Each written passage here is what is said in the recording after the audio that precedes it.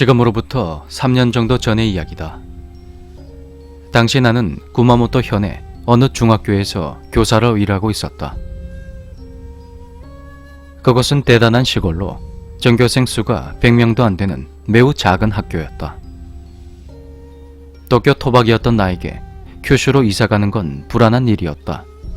하지만 마을 사람들은 타지에서 온 나에게 무척이나 친절하게 대해줬다. 요리를 잘 못하는 날 위해 반찬을 가져다 준다거나 마을 잔치에 초대해주는 등 많은 배려를 받았다. 그 덕에 어느 정도 불편한 건 있었지만 마음만큼은 도쿄보다도 즐거웠다.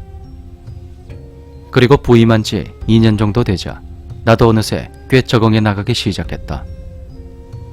도시에서 즐길 수 있는 것들은 없지만 시골에서는 그 나름대로의 즐거운 것들이 얼마든지 있었다. 그런 의미에서 나에게 산에서 노는 법을 가르쳐준 것은 바로 학생들이었다.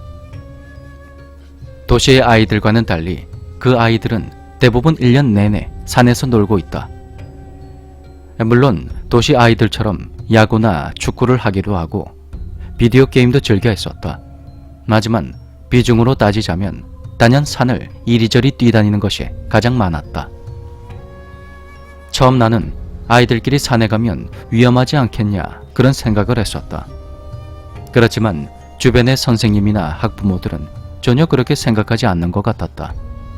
그리고 실제로도 그랬다. 도시에서만 살던 나에게는 이곳이 위험한지 아닌지 전혀 판단이 서지 않았지만 학생들은 그걸 너무나 잘 알고 있었다. 함께 산에 가서도 선생님, 그쪽 위험해요. 헤엄 이쪽에만 쳐야 돼요. 그렇게 한 수 배웠을 정도였다. 내가 학생들에게 배운 것 중 특히 놀라웠던 건 낚시였다. 아이들은 스스로 대나무를 자르고 낚싯대를 만들었다. 시내가에서는 낚시는 금세 날 매료시켰다. 난 거의 매일 학교가 끝이 나면 산기슭의 냇가로 가서 낚싯줄을 늘어뜨렸다. 처음엔 미끼를 끼우는 것도 힘들어 했지만 점점 물고기를 낚는 맛에 빠지기 시작했다. 난 학생들이 놀랄 정도로 낚시에 빠졌다. 낚은 물고기는 그 자리에서 잡아 모닥불에 구워 먹었다. 은어 같은 물고기는 민물고기 특유의 냄새도 없어서 매운 맛이 있었다. 그렇게 여름도 반쯤 지나가고 추석이 막 지나갔을 무렵이었다. 난 평소처럼 시내가에 나가 평소보다 상류 쪽으로 올라갔다. 학생들은 상류로 올라가는 건 꺼리고 있었지만 그때 난 등산 장비들을 모두 갖추고 있었기 때문에 주저하지 않았다.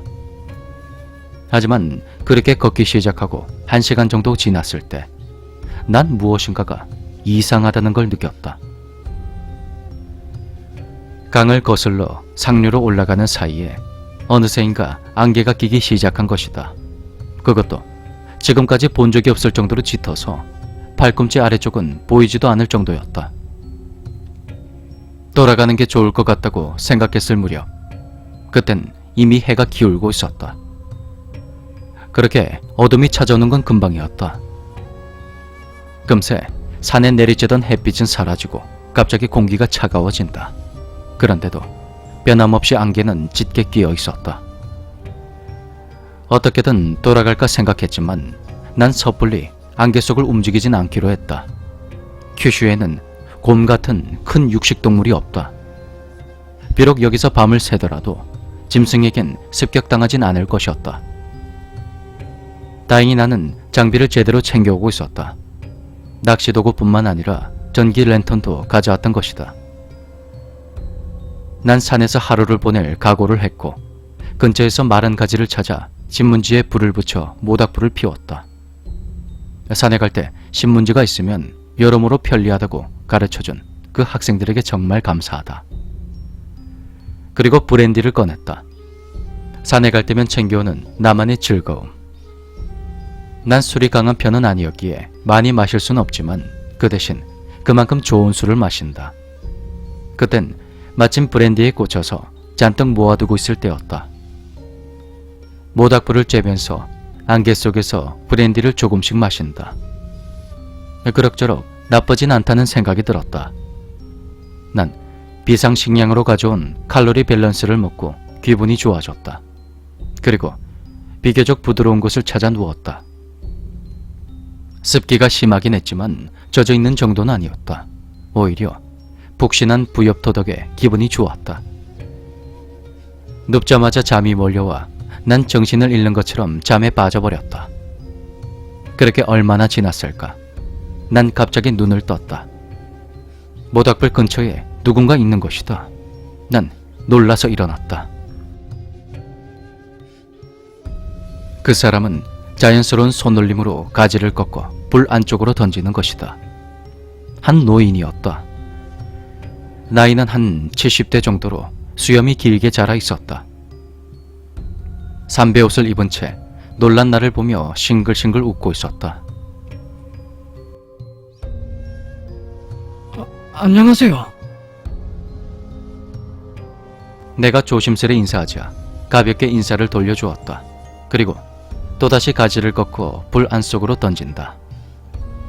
어떻게 보더라도 현지 사람이었다. 유령으로는 보이지 않았고 하물며 요괴일 리는 전혀 없었다. 혹시 불을 살펴봐주고 계셨습니까? 노인은 끄덕이며 싱글벙글 웃으며 내 손에 있는 걸 보고 있었다. 바로 브랜디였다. 아, 한잔 하시겠습니까? 노인은 기쁜 듯이 고개를 끄덕이고 품속에서 이상한 모습의 잔을 내미는 것이다. 와, 이거 연꽃의 꽃잎 아닙니까? 풍류가 넘치는 그 모습에 난 감동을 받았다. 분명 이 사람은 우아한 정치가 넘치는 사람일 것이다. 그렇지 않으면 이렇게 세련될 수가 없다. 큰 연꽃의 꽃잎에 난 브랜디를 따랐다. 노인은 브랜디를 본 적이 없는 듯이 매우 신기하게 바라보고 있었다. 입에 맞으실지 모르겠습니다만 아무쪼록 한잔 하시죠.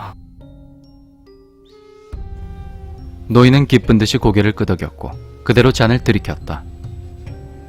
가슴을 지나가는 뜨거움에 고개를 숙였다가 얼굴 가득 미소를 지었다. 그것은 정말 기뻐하는 것 같은 얼굴이라서 술을 권한 나까지 행복한 기분이 들게 했다. 마음에 드셨습니까? 외국에서 온 브랜디라는 술입니다. 노인은 기쁜 듯이 고개를 끄덕이고 품속에서 잔 하나를 더 꺼내어 나에게 주었다. 물론 연꽃의 꽃잎이었다. 밤 이슬에 젖어 무척 부드러웠다. 노인은 싱글벙글 웃으며 나의 잔에 브랜디를 따라준다. 물론 나도 노인의 잔에 한 잔 더 따라드렸다. 우리는 건배를 하고 함께 술을 마셨다. 연꽃잔에 따른 브랜디는 놀라울 정도로 달고 향기롭다. 그리고 나와 노인은 함께 술병이 비도록 신나게 술을 마셔댔다. 다음날 눈을 떴을 때 노인의 모습은 없었다. 대신 머리맡에 물고기가 몇 마리, 삐죽이 나무의 가지로 메어서 놓여있다. 게다가 손 안에는 잔으로 썼던 연꽃의 꽃잎이 남아있다. 담례로 놓고 가신 걸까? 우아한 사람이라 생각하며 난 감탄을 금치 못했다. 안개는 완전히 걷혀 있어서 난 그 길로 집으로 돌아갔다. 이틀 뒤, 난 방학인데도 학교에 나와 있던 학생들에게 그 노인에 관한 이야기를 해주었다. 그러자 그 자리에 있던 학생들은 모두 깜짝 놀라는 것이다. 학생들뿐만 아니라 주변에서 불을 붙고 있던 교장 선생님까지 내게 다가오시는 것이다. 난 자세히 노인에 관해 이야기를 했다. 상냥한 할아버지로 매우 말수가 없었지만 함께 술을 마셨다고. 게다가 선물로 물고기를 줬다고 말이다. 아이들은 신기해했고 교장 선생님은 운이 좋다면서 등을 두드리며 웃는 것이다. 이상하게 생각한 내가 혹시 유명하신 분입니까? 그렇게 묻자 그 노인은 산신령이라는 대답이 돌아왔다.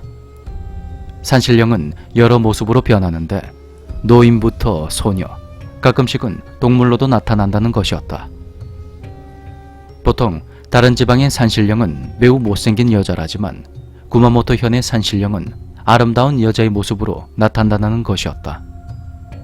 내가 만난 건 아쉽게도 미녀는 아니었지만 무척이나 상냥한 분이었다. 그때 이후로 단 한 번도 그 노인을 만난 적은 없다. 단지 가끔 브랜디를 그곳에 두고 돌아가면 다음날엔 반드시 비어져 있다. 술의 담내인지 모르겠지만 그땐 신기하게도 물고기가 잘 잡혔다. 난 지금 시코쿠의 학교에서 교편을 잡고 있지만 그때 그 체험만은 잊을 수가 없다. 결혼할 때 지금의 아내에게 나 있잖아. 산신령하고 술을 마신 적이 있다? 그렇게 이야기했던 적이 있다. 당연히 아내는 웃었기 때문에 난 그 증거를 보여주었다. 바로 연꽃으로 만든 술잔. 이상하게도 그 꽃잎은 시들지 않고 지금까지도 촉촉히 젖어 있다. 언젠가 다시 그 노인과 즐겁게 술을 마시고 싶다.